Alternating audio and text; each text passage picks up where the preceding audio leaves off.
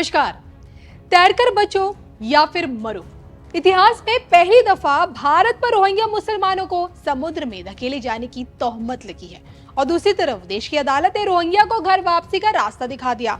अब की बार पीएम मोदी की नाक के नीचे रोहिंग्या को फेंका जाएगा या फिर खदेड़ा जाएगा, इसी को लेकर राष्ट्रभक्त विश्वविख्यात सुदर्शन चक्र ज्योतिषाचार्य श्री सनमित्रा अशोका जी की भविष्यवाणी ने देश में खलबली मचा रखी है और इसी पर देखिए हमारी ये खास रिपोर्ट।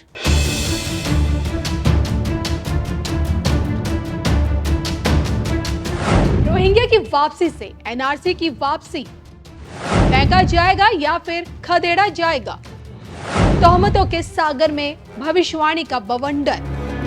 देखिए सिर्फ और सिर्फ धर्म ज्ञान पर। राजधानी दिल्ली से दो रोहिंग्या मुसलमानों ने सुप्रीम कोर्ट की चौखट पर जाकर भारत पर यह तोहमत लगाई कि उनकी बिरादरी के लोगों को बायोमेट्रिक डेटा कलेक्शन के नाम पर उठाया ले जाया गया और फिर आंखों में पट्टी बांधकर उन्हें नौसेना के जहाज से पोर्ट ब्लेयर के रास्ते डिपोर्ट कर दिया गया, यानी कि उन्हें समुद्र में धकेल दिया गया। हालांकि इन दावों की सच्चाई पर से पर्दा उठना भी बाकी है, लेकिन देश की सर्वोच्च अदालत ने अपने फैसले में रोहिंग्या मुसलमानों को घर का रास्ता जरूर दिखा दिया है। साफ शब्दों में कह दिया है, रोहिंग्या को तो जाना ही होगा क्योंकि सिर्फ भारतीयों को ही भारत में रहने का अधिकार है। और अब जब भारत में अवैध रूप से रह रहे रोहिंग्या मुसलमानों की तलाश शुरू हो चुकी है ताकि उनकी घर वापसी हो सके, तो ऐसे में क्या पीएम मोदी भारत को रोहिंग्या मुक्त करा पाएंगे? रोहिंग्या की घर वापसी के रास्ते एनआरसी की एंट्री अब कब होनी है, इसी पर राष्ट्रभक्त विश्वविख्यात सुदर्शन चक्र ज्योतिषाचार्य श्री सनमित्रा अशोका जी की भविष्यवाणी इस वक्त क्या बोल रही है, सुनिए गौर से। सर, एक सवाल है मेरा।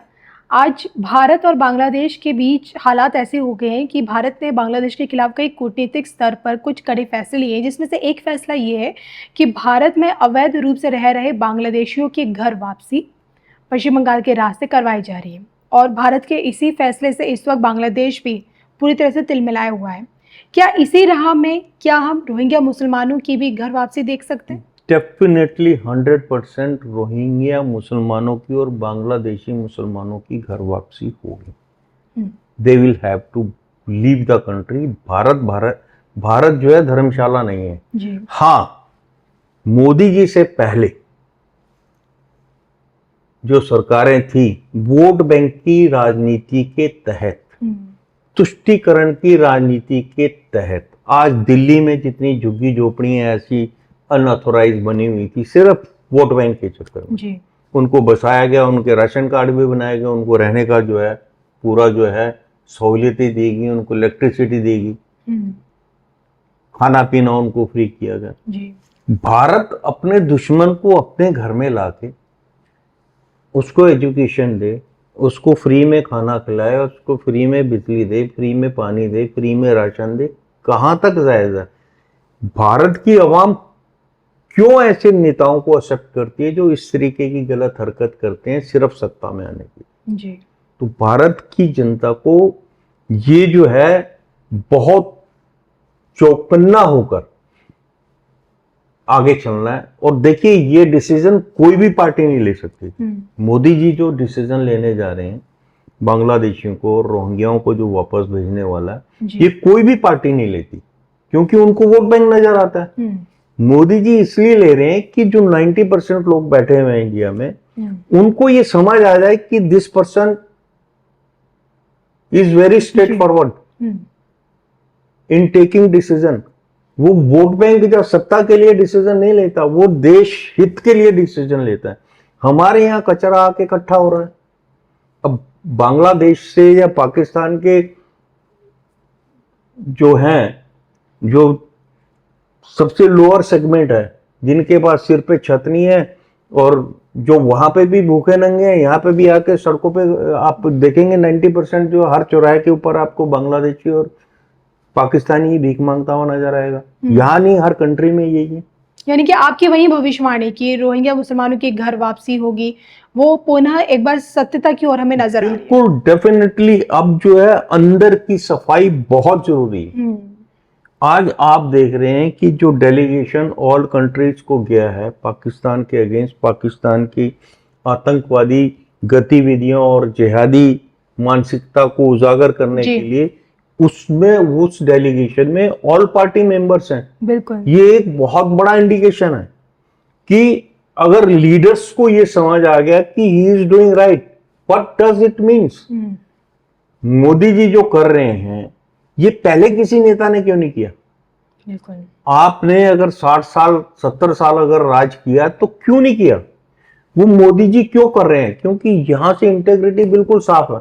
जब सामने वाले को समझ आ जाता है कि सामने वाले बंदे की इंटेग्रिटी साफ है, सिर्फ देश के लिए कर रहा है, अपने लिए नहीं कर रहा है, दैट इज द रीजन सब पार्टी के लोग मिलकर एक ही मैसेज दे रहे हैं कि भैया ये बंदा गलत है, ये हर जगह पे जो है गंद फैला रहा है, इसको हटाया जाए, इसके साथ कोई भी किसी तरीके का व्यवहार नहीं रखना चाहिए।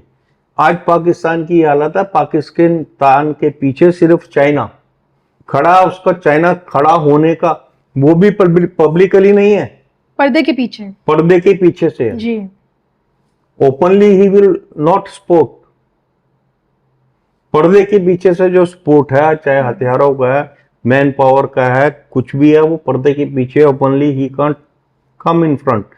और वो भी इस चीज को रियलाइज करता है कि जिस तरीके का जिहाद पाकिस्तान के अंदर है, जैसे पाकिस्तान आपका जिहादी तैयार करके एक्सपोर्ट करता है, वहां सिर्फ यही एक्सपोर्ट होता है। बिल्कुल। तो वो चीज को देखिएगा कितना डेयर है, कितने साहस वाली बात है। यहां जो है प्रजातंत्र है और एक उसे क्या बोलते हैं, तुष्टीकरण के तहत जो है हर एक पार्टी वाला डरता था इस बात से कि कैसे हम बांग्लादेशी को या रोहिंग्या को डिस्टर्ब कर दें, क्योंकि वो तो एक बहुत बड़ा वोट बैंक है। वो अगर वोट बैंक नहीं है तो उसको सपोर्ट करने वाला जो पीछे बैठा हुआ है वो बहुत बड़ा चंक, जिसको ये तुष्टीकरण के लिए करते हैं। भैया हर एक आदमी अपनी स्ट्रेंथ बढ़ाना चाहता है जी। तो वो एक तरीके से अपनी स्ट्रेंथ को बढ़ता हुआ देख रहे थे। बांग्लादेशी भी आ रहे हैं, रोहिंग्या भी आ रहे हैं, और देश के अंदर जो फर्स्ट आधा फ्रंट जो है अब उसको साफ करने के लिए पहला काम जो होगा एनआरसी। आज ये बहुत सुखद है कि ऑल पार्टीज के डेलीगेशन जो है पूरे विश्व में जाके पाकिस्तान की हरकतों को बता रहे हैं। ये बहुत सुखद हुआ है और ये एनआरसी का बेस है। एनआरसी किस लिए? एनआरसी भी इसीलिए, नेशनल रजिस्टर ऑफ सिटीजन्स, जो इस देश के सिटीजन हैं उनका एक रजिस्टर बनाना है कि आप यहाँ के सिटीजन हैं जी, आपकी 3 पुश्तें यहाँ रह रही हैं, आप बांग्लादेशी नहीं है, आप रोहिंग्या नहीं है, 2-4 साल में भाग के नहीं है, 10-20 साल आपका बैकग्राउंड नहीं है। अभी जो सर्वे में उसमें तो अलग ही चीज नजर लेके आई है। 90 साल की महिलाएं हैं, शादी उनकी पाकिस्तान में हो रखी है, सिटीजनशिप इंडिया की है, बच्चे पैदा इंडिया के हो रहे हैं, पिता उनके पाकिस्तान के हैं, यहाँ का खा रहे हैं, यहाँ का पहन रहे हैं, यहाँ की एजुकेशन ले रहे हैं, फ्री की फैसिलिटीज उठा रहे हैं। अब मोदी जी ने घर दिए हैं तो किसी का देख के तो नहीं दिया कि ये इंडियन सिटीजन है, लेकिन ये चीजें जब सामने आई हैं तो एनआरसी बहुत जरूरी है।